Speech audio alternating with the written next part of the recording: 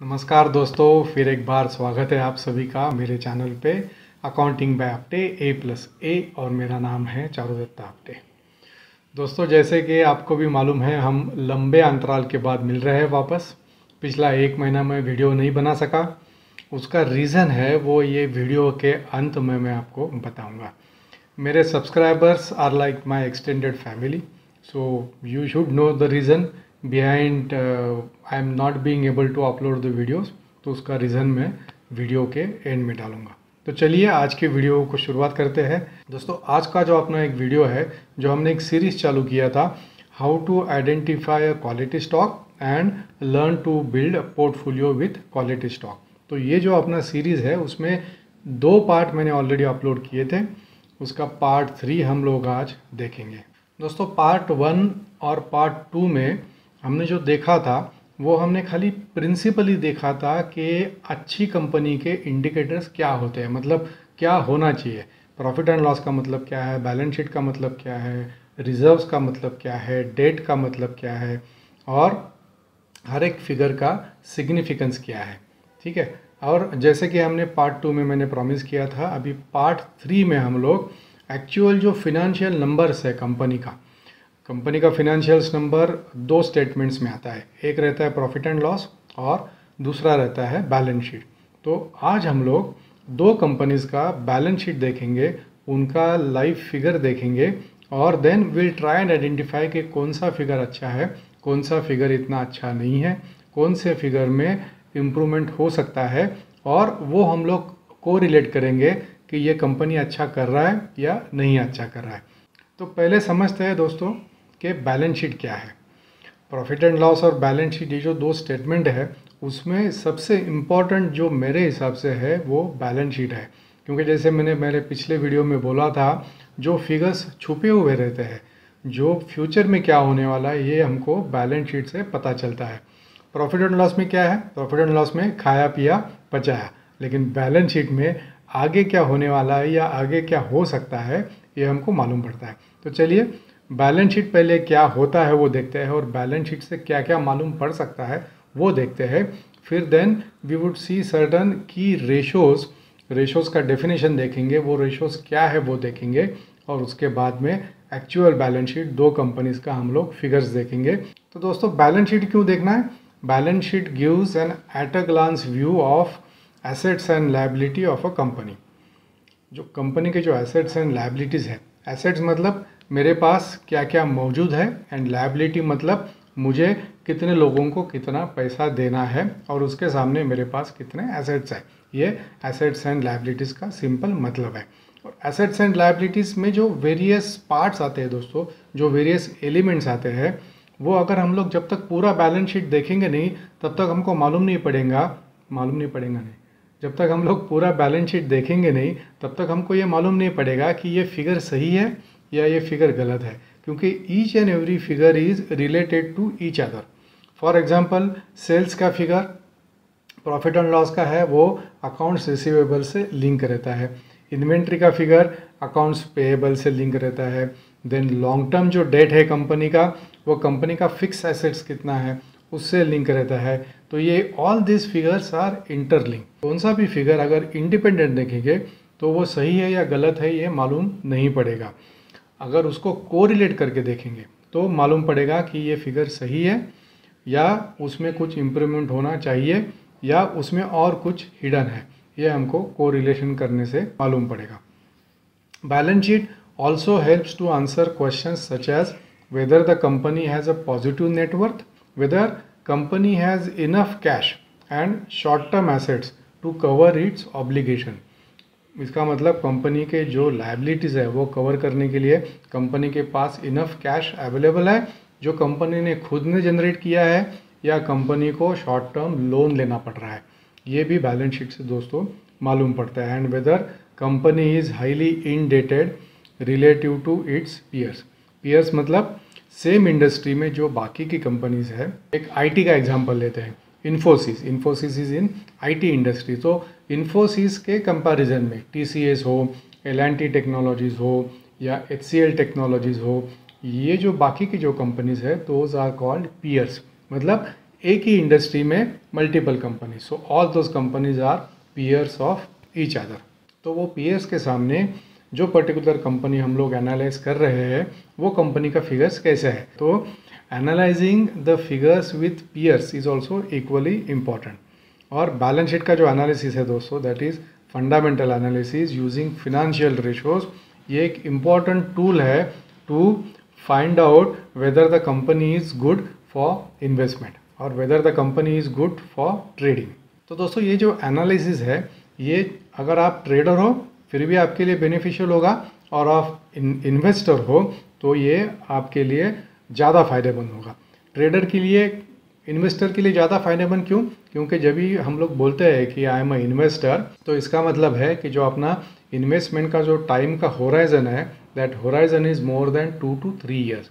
तो अगर 2-3 साल के लिए किसी कंपनी में पैसा डालना है, किसी कंपनी में इन्वेस्ट करना है, then we have to ensure कि कंपनी का जो फिगर्स है, कंपनी का जो वर्किंग है, कंपनी का जो मैनेजमेंट है वो अच्छा है और अपना इन्वेस्टमेंट सेफ होना चाहिए। जैसे हमने पार्ट 2 में देखा, top most priority of any investment has to be safety, first safety and then उसके ऊपर का रिटर्न। जैसे हम लोग फ्लाइट में जब भी हम लोग जाते हैं दोस्तों, तभी फ्लाइट में जो अनाउंसमेंट होता है उसमें वो लोग बोलते हैं कि यूर सेफ्टी फर्स्ट। अगर और किसी को आपको हेल्प करना है, पहले you ensure that you are safe and then you help others. वैसे इन्वेस्टमेंट में दोस्तों top most priority is safety. अगर कैपिटल ही नहीं बचा तो उसके ऊपर रिटर्न का सवाल ही नहीं है। तो capital is very important, safety of capital is very important and then उसके ऊपर का रिटर्न। ट्रेडिंग हो, इन्वेस्टर हो, ट्रेडर हो, इन्वेस्टर हो, दोनों सिचुएशन में दोस्तों कंपनी अच्छा होना इज़ वेरी इंपॉर्टेंट। जैसे मैं मेरे हर एक वीडियो में बोलता हूँ दोस्तों, टिप्स के ऊपर डिपेंड नहीं रहना है, अपना खुद का स्टडी करना है, अपना खुद का एनालाइज करना है और फाइंड आउट करना है whether the company is worth investing our hard earn money. तो दोस्तों बैलेंस शीट एनालाइज करने के बाद हमको 5-6 ऐसे फैक्टर्स है जिसको मैं बोलूँगा pillars of a healthy balance sheet. Healthy balance sheet healthy है या नहीं ये कैसे मालूम पड़ता है? जैसे कोई आदमी हो, हेल्दी है कि नहीं कैसे मालूम पड़ता है? उसके तरफ देखने के बाद मालूम पड़ता है, उसके मसल्स देख के, उसकी हाइट देख के, उसकी बॉडी देख के मालूम पड़ता है ये पर्सन हेल्दी है। वैसे ही दोस्तों बैलेंस शीट हेल्दी है या नहीं ये अगर मालूम करना है तो उसके 3-4 पिलर्स है, वो अगर हम लोग देखेंगे तो हमको मालूम पड़ेगा बैलेंस शीट हेल्दी है या नहीं है। एक है दोस्तों वर्किंग कैपिटल। ये मेरे लिए हमेशा टॉप प्रायोरिटी रहता है कि कंपनी का वर्किंग कैपिटल मैनेजमेंट कैसा है। दूसरा है positive cash flow. Cash flow मैं मेरे हर एक वीडियो में बोलता हूँ कि अपने जीने के लिए ऑक्सीजन जितना इम्पॉर्टेंट है उतना कंपनी हो या अपना पर्सनल लाइफ हो, वो स्मूथ चलने के लिए कंटिन्यूस बेसिस पे कैश फ्लो आना इज़ वेरी इंपॉर्टेंट। तो वो कंपनी का कैश फ्लो कैसा है, कंपनी का कैपिटल स्ट्रक्चर कैसा है। कैपिटल स्ट्रक्चर मतलब कंपनी का इक्विटी कितना है, कंपनी का रिजर्व कितना है। ये जो कंपनी का स्ट्रक्चर है ये भी बहुत दोस्तों इम्पॉर्टेंट है। जितना छोटा इक्विटी रहेगा कंपनी का दोस्तों, उतना कंपनी का शेयर का प्राइस का जो मार्केट में जो रेट रहता है दोस्तों, अगर अच्छा कंपनी है और उसका इक्विटी अगर कम है तो दोस्तों उसका भाव बहुत ऊपर रहता है, थाउजेंड्स में उसका भाव रहता है। जैसे एमआरएफ जैसा कंपनी अगर देखेंगे, एमआरएफ का इक्विटी एकदम छोटा सा है तो उसका जो शेयर का भाव है वो 80,000 85,000 के ऊपर है। क्यों? क्योंकि मार्केट में एमआरएफ का शेयर अवेलेबल ही नहीं रहता है, उसका ट्रेडिंग वॉल्यूम बहुत कम है, उसका इक्विटी बहुत कम है। तो जितना कम इक्विटी और जितना ज़्यादा रिजर्व्स उतना कंपनी का बैलेंस शीट अच्छा। और last but not the least दोस्तों, जो कंपनी का जो इन्वेस्टमेंट है फिक्स एसेट में, वो एसेट्स दोस्तों इनकम जनरेटिंग होना चाहिए। ये हमको कैसे मालूम पड़ेगा? बैलेंस शीट देखने के बाद मालूम पड़ता है कि इनका इनकम जनरेटिंग एसेट्स कितना है। Income generating in the sense कि वो एसेट से उनका मैन्युफैक्चरिंग होना चाहिए, वो एसेट से कंपनी को कुछ ना कुछ रिटर्न होना चाहिए। अगर हम लोग अपना पर्सनल लाइफ के बारे में दोस्तों बात करेंगे, अगर दोस्तों हम लोग किसी रियल इस्टेट में इन्वेस्टमेंट करेंगे एंड वो अगर हम लोग जो अपना एसेट है रियल इस्टेट का वो अगर किसी को रेंट पे नहीं देंगे तो that investment according to me is a dead investment. Appreciation जो होगा कैपिटल में that would be based on certain other parameters also. अगर हमने समझो 50 लाख इन्वेस्ट किया है, नॉट नेसेसरी कि 5 साल के बाद वो 50 लाख का हमको 60-70 लाख मिलेगा। पॉसिबल है 45 लाख भी हो सकता है, लेकिन अगर वो हम लोग जो अपना एसेट है अगर फ्लैट है वो अगर रेंट पे देते हैं तो अपना रिकरिंग इनकम उसके ऊपर चालू होता है। That is in other words is income generating assets. So company के पास भी ऐसे इनकम जनरेटिंग एसेट्स जो है, दैट मीन्स उनका बिल्डिंग हो, उनका प्लांट एंड मशीनरी हो, उनका लैंड हो, उनके बाकी के एसेट्स हो, those have to be income generating. तो अकॉर्डिंग टू मी दोस्तों these are some pillars with which we can say कि कंपनी का बैलेंस शीट अच्छा है या नहीं है। उसके बाद में दोस्तों वर्किंग कैपिटल हमने देखा पिछले चार्ट में कि working capital according to me is the most important parameter कि कंपनी का परफॉर्मेंस कैसा है। अगर वर्किंग कैपिटल मैनेजमेंट अच्छा है तो इनवेरेबली कंपनी का परफॉर्मेंस भी अच्छा होता है। तो ये वर्किंग कैपिटल दोस्तों फिगर्स देखने से कभी कभी मालूम नहीं पड़ता है, even though figures are interlinked. 3-4 figures अगर हम लोग साथ में भी देखेंगे तो भी मालूम नहीं पड़ेगा कि ये फिगर सही है या इसमें इम्प्रूवमेंट, सही इन द सेंस फिगर अच्छा है या ख़राब है। इसमें दोस्तों there are multiple ratios available.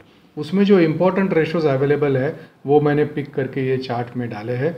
Date to equity ratio जो है दोस्तों that measures company's debt liability compare to shareholders equity. ये इंपॉर्टेंट क्यों है दोस्तों? फर्स्ट केस सिनारियो में कंपनी का लिक्विडेशन होता है तो फर्स्ट प्रायोरिटी जो होता है वो दोस्तों जो कंपनी का डेट है, जो कंपनी का लोन है, क्योंकि वो लोन सिक्योर्ड रहता है, सिक्योरिटी के सामने ही लोन मिलता है, तो जो फर्स्ट प्रायोरिटी है वो जाता है डेट रीपेमेंट को, और जो फाइनली पैसा बचता है वो जो इक्विटी शेयर होल्डर्स है उनको मिलता है। तो जो प्रायोरिटी जो है वो डेट वालों को मिलता है, इसीलिए ये रेशो इम्पॉर्टेंट है। दूसरा है दोस्तों करंट रेशो। करंट रेशो मतलब current assets divided by current liabilities. ये करंट रेशो क्या मेजर करता है दोस्तों?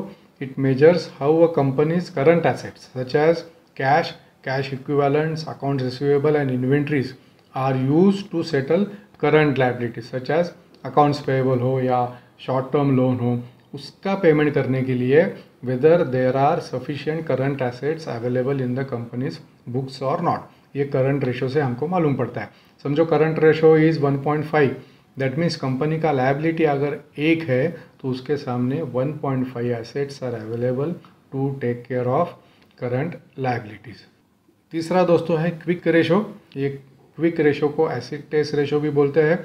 इसमें दोस्तों करंट एसेट्स में से इन्वेंट्रीज खाली माइनस होता है, वो जो फिगर है that divided by current liabilities. ये क्यों होता है ऐसा? क्योंकि इन्वेंट्री जो है उसको कैश में कन्वर्ट करने के लिए टाइम लगता है। इन्वेंट्री हम लोग बेचेंगे, फिर डेटर्स के पास जाएगा, फिर डेटर्स के पास से पैसा कलेक्ट करेंगे, उसमें थोड़ा टाइम जाता है। इसीलिए एसिड टेस्ट रेशो में इन्वेंट्री जो है वो माइनस रहता है, बाकी का जो पैरामीटर्स है कैश हो, रिसीवेबल्स हो, कुछ अदर करंट एसेट्स हो, वो सब इंक्लूड होता है। That divided by current liabilities gives the quick ratio. ये क्विक रेशो भी अगर 1 या 1 के ऊपर हो we can say that company का बैलेंस शीट अच्छा है। चौथा है दोस्तों cash ratio. Cash and equivalents divided by current liability. ये कैश रेशो क्या मेजर करता है? ये कैश रेशो मेजर करता है company's ability to use cash and cash equivalent to pay of short term liabilities. जो कंपनी के शॉर्ट टर्म लायबिलिटीज़ है वो पे करने के लिए कंपनी के पास सफिशेंट पैसा है या नहीं है। अगर कंपनी के पास सफिशेंट पैसा नहीं रहेगा दोस्तों तो वर्किंग कैपिटल मैनेज करने के लिए भी कभी कभी शॉर्ट टर्म लोन लेना पड़ता है, वो हम आगे के चार्ट्स में देखेंगे। And last but not the least दोस्तों इंटरेस्ट कवरेज रेशो। ये बैलेंस शीट में नहीं दिखता है, ये P&L में दिखता है, जो हम लोग आगे के पार्ट में हाउ टू रीड P&L देखेंगे। बट ये इंटरेस्ट कवरेज रेशो जो है that is also equally important. Interest coverage ratio मतलब operating income divided by interest expenses. That means जो कंपनी का प्रॉफिट है, कंपनी का जो ऑपरेटिंग इनकम है that has to be substantially higher than जो इंटरेस्ट पे आउट है उसका। अदरवाइज दोस्तों क्या होगा, एक हिंदी पिक्चर में प्रेम चोपड़ा का एक फेमस डायलॉग है, नंगा नहाएगा क्या और नंगा निचोड़ेगा क्या। वैसे दोस्तों अगर कंपनी के पास इनकम ही नहीं है, प्रॉफिट ही नहीं हो रहा है, तो वो इंटरेस्ट पे आउट कैसे करेगा? तो अगर ऐसा सिचुएशन आएगा तो कंपनी का डाउनफॉल चालू होता है। सो कंपनी का जो अर्निंग कैपेसिटी है that has to be substantially higher than the expenses. To conclude we can say the profit earning capacity has to be substantially higher than the interest payout. दोस्तों जो ratios के बारे में मैंने बात की अभी, तो वो अगर आपको डिटेल में समझने हैं तो ये आगे के स्लाइड में आप वीडियो को पॉज करके डेट इक्विटी रेशो या करंट रेशो हो या एसिड टेस्ट रेशो हो या कैश रेशो हो या इंटरेस्ट कवरेज रेशो हो, इसका जो मीनिंग है वो ज़्यादा डिटेल में आप पॉज करके ये आगे का चार्ट में देख सकते हैं। अभी आते हैं वर्किंग कैपिटल के ऊपर। जैसे मैंने शुरू में बोला, working capital is the basis for deciding weather companies balance sheet is good, excellent और नॉट सो गुड। तो कंपनी का जो वर्किंग कैपिटल मैनेजमेंट है दोस्तों, वो 4-5 इंडिकेटर्स, उसके लिए भी 4-5 रेशोज़ है। वो रेशोज़ क्या है वो अभी हम लोग देखते हैं, और इसका एक्चुअल कैलकुलेशन भी सब्सिक्वेंट चार्ट में आएगा जब भी हम लोग एक्चुअल बैलेंस शीट देखेंगे दो कंपनीज का। क्योंकि जब तक, जैसे मैंने शुरू में बोला, जब तक हम लोग कंपेयर नहीं करेंगे तब तक मालूम नहीं पड़ेगा कि ये बैलेंस शीट अच्छा है, एक्सेलेंट है, गुड है, नॉट सो गुड है। तो दोस्तों एक है एसेट टर्नओवर रेशो, दूसरा है इन्वेंट्री टर्नओवर रेशो, तीसरा है डेटर्स रेशो, चौथा है पेएबल्स रेशो। तो ये जो दोस्तों चार जो ये रेशोज़ है, ये रेशो का एक्चुअल कैलकुलेशन हम लोग आगे के चार्ट में देखेंगे। तो without wasting any further time चलिए देखते हैं कि एक्चुअल बैलेंस शीट दिखता कैसे है, उसमें क्या क्या एलिमेंट्स आते हैं और कौन सा एलिमेंट का क्या सिग्निफिकेंस है, and then how to correlate one element with other element. जैसे मैंने स्टार्टिंग में बोला, sales and receivables, inventory and payables, fix asset and long term debt, ये कैसे कोरिलेट होता है ये हम लोग बैलेंस शीट में एक्चुअल में देखेंगे। तो ये दोस्तों जो आप स्क्रीन पर देख रहे हो, ये आईटीसी कंपनी का बैलेंस शीट है। आईटीसी का भी मेरा एक वीडियो है कि आईटीसी को मैं बोलता हूँ आई ट्रस्ट दिस कंपनी। ये मैं इतना, मेरा ट्रस्ट क्यों है आईटीसी के ऊपर, जब भी मैंने वीडियो बनाया था वो आईटीसी का, तो भी आईटीसी का भाव 260 रुपया था। अभी ITC is close to 320 rupees, almost 20-25% का अप्रिसिएशन ऑलरेडी हो चुका है। तो ये मैं क्यों बोलता हूँ, ये जब भी हम लोग आईटीसी का अभी बैलेंस शीट देखेंगे तभी हमको मालूम पड़ेगा। दोस्तों ITC is present in multiple segment. किसी भी कंपनी का बैलेंस शीट हो या प्रॉफिट एंड लॉस हो, वो जो भी हम लोग एनालाइज करते हैं, उसमें कंपनी कौन से सेगमेंट में और कितने सेगमेंट में काम कर रही है ये देखना भी बहुत इम्पॉर्टेंट होता है। क्योंकि अगर एक सेगमेंट अच्छा नहीं करेगा और दूसरा सेगमेंट अच्छा करेगा तो that also has an positive impact on companies overall performance. तो ये दोस्तों फिगर्स शायद आपको रीडेबल नहीं होंगे, तो मैं फिगर्स रीड करूँगा, उससे आप अंदाज़ा लगा सकते हो। ये कंपनी का इक्विटी अगर देखेंगे दोस्तों, तो कंपनी का इक्विटी बहुत ही कम है, और उसके सामने अगर हम लोग रिजर्व्स देखेंगे, रिजर्व्स मतलब क्या दोस्तों, कंपनी का जो बैलेंस प्रॉफिट है, मतलब जो कंपनी का नेट प्रॉफिट है, इक्विटी, डिविडेंड, इंटरेस्ट, डेप्रिसिएशन सब खर्चा जाने के बाद जो बैलेंस पैसा बचता है, in other words we can also say company का जो सेविंग है वो accumulated saving is nothing but general reserve. तो ये जनरल रिजर्व दोस्तों 48 टाइम्स ऑफ इक्विटी है। दैट मीन्स अगर इक्विटी 1 है तो 48 रुपीज़ का उनका रिजर्व है। तो ये रिजर्व जितना ज़्यादा उतना अच्छा, इक्विटी जितना कम उतना अच्छा। क्यों? क्योंकि हमने एमआरएफ के एग्जाम्पल में थोड़े टाइम पहले देखा। ये दोस्तों ज़ीरो डेट कंपनी है, इसके आईटीसी के पास एक नए पैसे का भी कर्जा नहीं है। दैट मीन्स जो भी फंड्स कंपनी के पास अवेलेबल है, those funds are purely for shareholders. इसका मतलब ये कंपनी में शेयर होल्डर्स का जो वैल्यूएशन है वो सबसे ज़्यादा है। ये ज़ीरो डेट कंपनी है। इसका मतलब दोस्तों company is also having excellent working capital management. ये वर्किंग कैपिटल एक्सेलेंट कैसे है वो हम लोग आगे के चार्ट में देखेंगे। इसके बाद में हम और एक कंपनी का बैलेंस शीट देखेंगे, फिर दोनों कंपनीज का कंपैरिजन वर्किंग कैपिटल के फिगर्स का एक ही स्लाइड में हम लोग देखेंगे। तो ये कंपनी दोस्तों एक्सेलेंट वर्किंग कैपिटल मैनेजमेंट है। Current assets are more than current liabilities. जैसे हमने थोड़ी देर पहले देखा कि करंट रेशो में देखा that current ratio has to be more than 1। तो ये अगर ये कंपनी के बारे में हम लोग अगर देखेंगे तो current assets are close to 31,000 crore. उसके सामने दोस्तों current liabilities are 11,500 crore. That means इनका अगर हम लोग रेशो निकालेंगे तो ratio would be close to 2.8। That means current assets are 2.8 times more than current liabilities. And last but not the least, healthy cash and equivalent. That means company का जो cash ratio है in order to take care of immediate current liability जो है, जो liabilities immediately पे करने हैं उसके लिए जो कैश अवेलेबल है वो सब्सटेंशियल अवेलेबल है। ये आईटीसी का बैलेंस शीट है। इसमें दोस्तों जो मैंने कोरिलेट करने की जो बात की थी पहले, वो कोरिलेशन मतलब क्या है, ट्रेड पेएबल्स उसके सामने कंपनी का इन्वेंट्री कितना है, ठीक है, ये कोरिलेट होता है। अभी ये कंपनी में लॉन्ग टर्म बोरोइंग कुछ है नहीं, लेकिन ये लॉन्ग टर्म बोरोइंग्स और जो कंपनी का टेंजिबल एसेट्स है, जो कंपनी के फिक्स एसेट्स है, उसका कोरिलेशन होता है। अभी कंपनी के पास डेट होना ये अच्छी चीज़ है या बुरी चीज़ है दोस्तों, ये कंपनी का जो रीपेमेंट कैपेसिटी है उसके ऊपर डिपेंड रहता है। अभी कंपनी के पास डेट होगा ही होगा, क्योंकि जो इक्विटी होता है वो बहुत छोटा होता है। वो छोटी इक्विटी से अगर कंपनी को एक्सपांड करना है बिजनेस, तो कंपनी को कर्जा लेना ही पड़ता है। जैसे अपने पर्सनल लाइफ में दोस्तों, अगर हमको फ्लैट लेना है तो अपने पास 50 लाख, 75 लाख, 1 करोड़ अवेलेबल तो नहीं होता है, हमको कर्जा लेना पड़ता है। तो इसका मतलब ये है कि अपना फिनेंशियल पोजीशन ख़राब है? नहीं, अपना फिनेंशियल पोजीशन अच्छा है तभी हमको कर्जा मिलता है। वैसे ही कंपनीज को दोस्तों उनका फिनेंशियल पोजीशन जब भी अच्छा रहेगा तभी कर्जा मिलता है। और कंपनी का रीपेमेंट कैपेसिटी है तो एब्सोल्युटली नो प्रॉब्लम, कंपनी के पास फिक्स एसेट के लिए एटलीस्ट एक्सपांशन के लिए डेट होना ही चाहिए। क्योंकि वो अगर डेट नहीं होगा तो कंपनी का जो मार्केट का पोजीशन है, कंपनी का जो मार्केट शेयर है या कंपनी का जो एबिलिटी है, वो लिवरेज होने में कंपनी के पास लिमिटेशन होगा if company decides to operate only on equity. तो कंपनी के पास डेट होना ही चाहिए। लेकिन आईटीसी के बारे में दोस्तों, कंपनी का जो रिजर्व्स है वो 48 टाइम्स मोर देन इक्विटी, इसीलिए आईटीसी को कर्जा लेने का ज़रूरत नहीं है। तो आइए देखते हैं दूसरा कंपनी। ये दोस्तों है हिम्मत सिंह का लिमिटेड। ये कंपनी का बैलेंस शीट अभी हम लोग देखेंगे।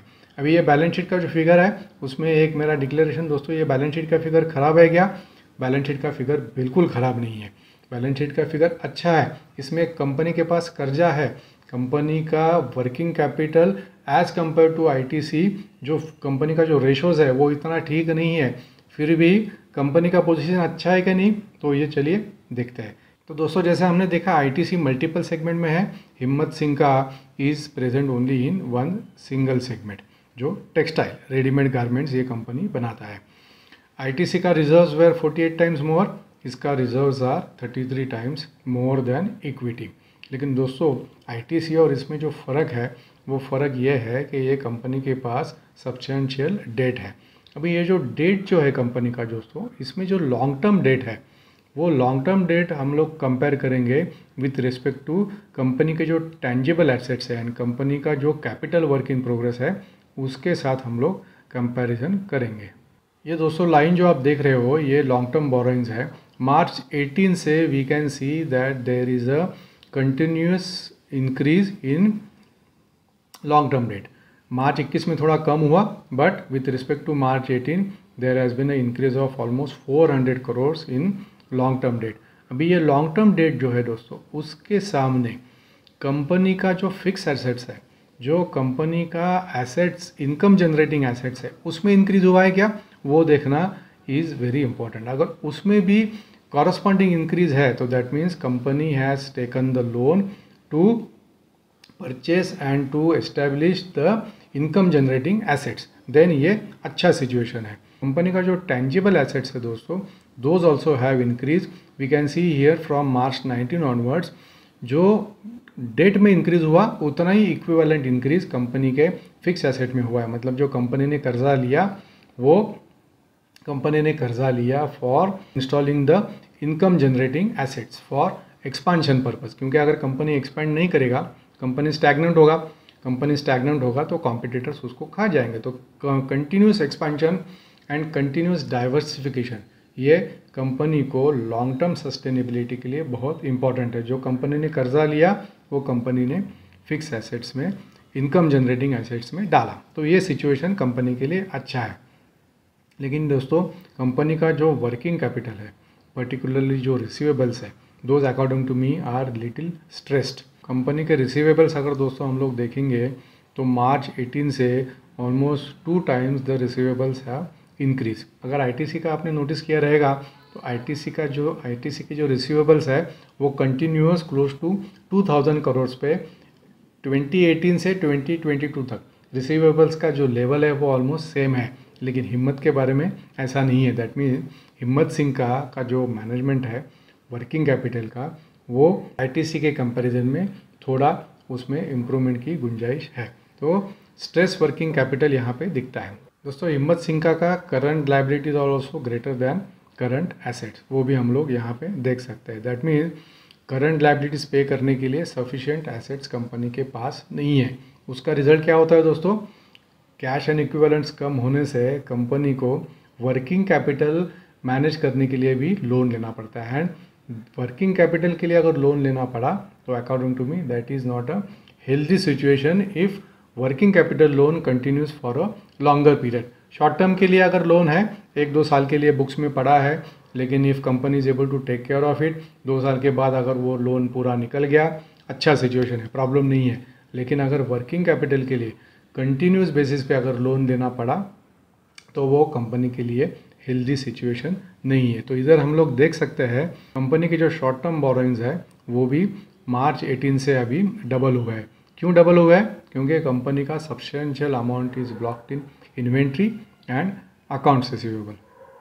बट इसमें दोस्तों लॉन्ग टर्म डेट के लिए एक अच्छी चीज़ भी है। Here we can see capital work in progress.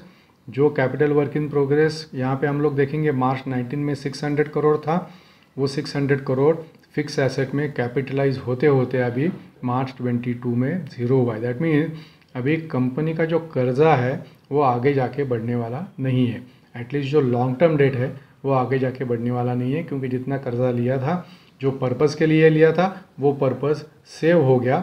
अभी नाउ गोइंग फॉरवर्ड वो जो इनकम जनरेटिंग एसेट्स है उससे कंपनी का सेल्स जो है, कंपनी का जो रेवेन्यू है वो आगे के 2-3 साल में हमको दिखेगा कि ये कंटिन्यूस बेसिस पे there has been a increase. तो अभी हम लोग देखेंगे कि कंपनी के डिफरेंट रेशोज़, डेटर्स के डेज़ क्या है, इन्वेंट्री के डेज़ क्या है, पेएबल्स के डेज़ क्या है और टोटल वर्किंग कैपिटल कितने दिन का वर्किंग कैपिटल उनका है वो हम लोग देखेंगे। दोस्तों ये जो हम लोग डेज़ के जो बात करते हैं that means how many days of revenue is blocked into debtors और how many days of revenue is blocked in inventory. मतलब कितने दिन का सेल्स इन्वेंट्री हो, डेटर्स हो, इसमें ब्लॉक्ड है, वो हम लोग देखेंगे। दोस्तों ये 12 महीने का रेवेन्यू है आईटीसी का और ये हिम्मत सिंह का और ये रिसीवेबल्स है आईटीसी के और हिम्मत सिंह के। अगर हम लोग डेटर्स के डेज दोस्तों कैलकुलेट करेंगे तो यहाँ पे हम लोग देखेंगे कि आईटीसी के डेज आते हैं 13, हिम्मत सिंह के डेज आते हैं 121। ये डेज कैसे कैलकुलेट करना दोस्तों? सिंपल फार्मूला है, रिसीवेबल्स आप 12 महीने का एवरेज भी ले सकते हो या ईयर एंड का रिसीवेबल्स भी ले सकते हो, that divided by single day revenue. Single day revenue कैसे कैलकुलेट करना है? Total revenue divide by 365 days. So debtors divided by single day revenue would give us the debtors days. तो ये डेटर्स डेज अगर हम लोग देखेंगे आईटीसी क्लोज टू ओनली 13, ये 121। इन्वेंट्री का वैल्यू अगर हम लोग देखेंगे आईटीसी का इन्वेंट्री सब्सटेंशियल है, क्लोज टू 10,000 करोड़। हिम्मत सिंह का रेवेन्यू कम है तो नेचुरली उनका इन्वेंट्री भी कम होगा। इन्वेंट्री टर्न्स जो है वो इन्वेंट्री टर्न्स 5.57 टाइम्स आईटीसी का है और 6.96 टाइम्स हिम्मत का है। तो दैट मीन इन्वेंट्री मैनेजमेंट में हिम्मत सिंह का थोड़ा अच्छा कर रहा है विथ रिस्पेक्ट टू आईटीसी। उसका एक रीज़न ये भी हो सकता है हिम्मत सिंह का is present in only one segment, ITC is segment in multiple segment. एफएनबी है, पेपर है, होटल इंडस्ट्री है और आईटी इंडस्ट्री में भी आईटीसी काम करता है। तो उसके लिए उनका इन्वेंट्री का जो लेवल है, इन्वेंट्री के जो टर्न्स है वो थोड़े ज़्यादा है। इन्वेंट्री टर्न्स मतलब how many times in a year inventory is getting converted to revenue. और डेज़ का अगर हम लोग दोस्तों कैलकुलेट करेंगे तो आईटीसी 65 डेज़ है और हिम्मत का 52 डेज़ है। अभी ये इन्वेंट्री जैसा मैंने शुरू में बोला था, inventory is always to be seen with respect to payables and payables always should be seen with respect to inventory. तो दोस्तों आईटीसी के जो पेएबल्स है वो payables are close to 4,200 crore and Himmat के आर क्लोज टू 650 करोड़। अगर पेएबल के हम लोग डेज कैलकुलेट करेंगे तो 28 डेज होते हैं आईटीसी के लिए 83 डेज होते हैं हिम्मत सिंह के लिए। दैट मीन्स अगर इन्वेंट्री और पेएबल्स कंपेयर करने हैं तो ये 65 डेज़ का जो इन्वेंट्री जो 65 डेज़ का इन्वेंट्री जो उनका ब्लॉक्ड है, उसमें से दोस्तों 27 दिन का इन्वेंट्री तो उनके पास ऑलरेडी फ्री पड़ा है, क्योंकि उतने का पैसा उन्होंने दिया ही नहीं है। उतने का पैसा उतने का पैसा ट्रेड पेएबल्स में एग्जिस्टिंग है। तो इसका मतलब 27 दिन का पैसा दिया नहीं, तो 27 दिन का inventory is at zero cost as of now, क्योंकि उसका पैसा दिया नहीं है। वैसा अगर हम लोग हिम्मत का देखेंगे तो 82 डेज़ है। 82 डेज़ मतलब अच्छा है, एक तरीके से देखेंगे तो अच्छा ही है, लेकिन एक तरीके से देखेंगे तो थोड़ा सा बुरा भी है। इसका मतलब ये भी हो सकता है कि company is not able to meet its obligation towards its payable. इसके लिए हमने हिम्मत के बैलेंस शीट में देखा कि कंपनी का शॉर्ट टर्म बोरोइंग्स भी है in order to meet the working capital needs. और अगर टोटल डेज अगर हम लोग देखेंगे वर्किंग कैपिटल के विथ रिस्पेक्ट टू रेवेन्यू, तो आईटीसी का we can see only 50 days. ये डेज कैसे कैलकुलेट होता है दोस्तों? डेटर्स के डेज, इन्वेंट्री के डेज प्लस, ये दोनों प्लस करने का है, और minus payable days. Minus payable days क्यों?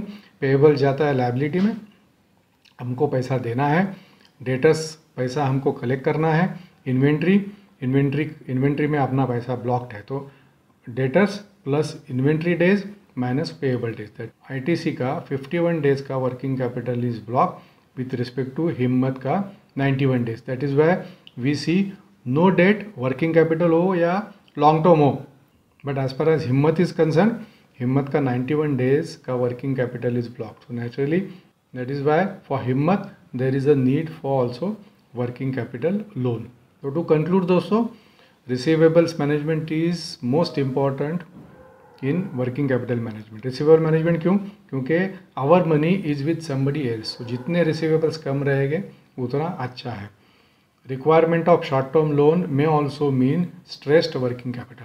शॉर्ट टर्म लोन कंपनी के पास जितना कम हो अकॉर्डिंग टू मी, उतना कंपनी का बैलेंस शीट अच्छा, उतना कंपनी का पोजीशन अच्छा। सब्सटेंशियल हायर पेएबल्स डेज में ऑल्सो मीन इनएबिलिटी टू पे इन टाइम। जैसा हमको डेटर्स का पैसा टाइमली कलेक्ट करना है, वैसा पेएबल्स का पैसा भी टाइमली देना चाहिए। अगर वो देंगे तो then we are also able to bargain, we are also able to get good rates for our raw material. तो वो एबिलिटी भी कंपनी का होना चाहिए। एंड इम्पॉर्टेंट टू रिमेंबर दोस्तों, type of business model, company का बिजनेस मॉडल क्या है, कंपनी का सेक्टर क्या है, कंपनी कौन से सेगमेंट में काम करता है, that is also very important. That also plays a very important role in analysing working capital, in analysing balance sheet. एक ही एग्जांपल देता हूँ दोस्तों, अगर हम लोग टेलीकॉम कंपनीज देखेंगे तो टेलीकॉम कंपनीज के बैलेंस शीट में डेट का जो पोर्शन है that would be substantially higher, क्योंकि उनको स्पेक्ट्रम का पैसा देना पड़ता है, उनको टावर्स जो उनके रेंट पे है उसका पैसा देना पड़ता है। तो इनिशियल इन्वेस्टमेंट जो है वो इनिशियल इन्वेस्टमेंट दोस्तों टेलीकॉम कंपनीज हो या कोई बड़ी इंफ्रास्ट्रक्चर कंपनी हो जिनमें initial investment is substantially higher, उसमें डेट रहेगा। तो डेट होना बुरी चीज़ नहीं है, उतनी ही डेट होनी चाहिए जितनी कंपनी सस्टेन कर सकते हैं, उतना ही खाना खाना चाहिए जितना हम पचा सकते हैं। अगर ज़्यादा खाना खाएंगे क्या होता है मालूम है? वैसे ही दोस्तों कंपनी का डेट उतना ही होना चाहिए जितना कंपनी सस्टेन कर सके। तो ये था दोस्तों कंपनी का बैलेंस शीट कैसे रीड करना है। अभी अगले पार्ट में दोस्तों, पार्ट 4 में हम लोग देखेंगे कि कंपनी का प्रॉफिट एंड लॉस कैसे रीड करना है। यही वीडियो में डाल सकते थे, लेकिन वीडियो बहुत लंबा होता था, अभी भी बहुत वीडियो लंबा हुआ है। मैं आशा करता हूँ आप ये वीडियो पूरा देखेंगे। पूरा देखने के बाद दोस्तों I am 100% sure you would be master of reading the balance sheet. अगर कंपनी का बैलेंस शीट अच्छा है तो आप आँख बंद करके वो कंपनी में, भले आप ट्रेडर हो या इन्वेस्टर हो, आप वो कंपनी में पैसा डाल सकते हैं। तो दोस्तों पार्ट 4 में हम लोग प्रॉफिट एंड लॉस का बात करेंगे। अभी फ्रॉम नाउ ऑनवर्ड्स अपना हफ्ते का 2-3 वीडियोस दोस्तों कंटिन्यूस अभी आते रहेंगे। दोस्तों अगर आप ट्रेडर हो, मैं खुद ट्रेडर हूँ, मैं इन्वेस्टर नहीं हूँ, तो मैं ट्रेडिंग में while identifying a stock for trading क्या क्या पैरामीटर्स यूज़ करता हूँ, कैसे ट्रेड करता हूँ, कभी ट्रेड करता हूँ, ये भी दोस्तों वीडियो 1-2-3 दिन में आगे के आएगा। So stay tuned. और आप सभी को मेरा धन्यवाद। एक डेढ़ महीने तक मैं वीडियो अपलोड नहीं कर सका, लेकिन अपने सब्सक्राइबर कम नहीं हुए, इनफैक्ट अपने सब्सक्राइबर बढ़े ही है। तो that shows your confidence in me. So thank you very much for that confidence. और वीडियो एंड करने से पहले दोस्तों, मैं वीडियो क्यों नहीं बना सका उसका reason, and then we would conclude with this video. So thank you very much for your confidence and thank you very much for remaining subscribed to my channel Accounting by Apte A+A।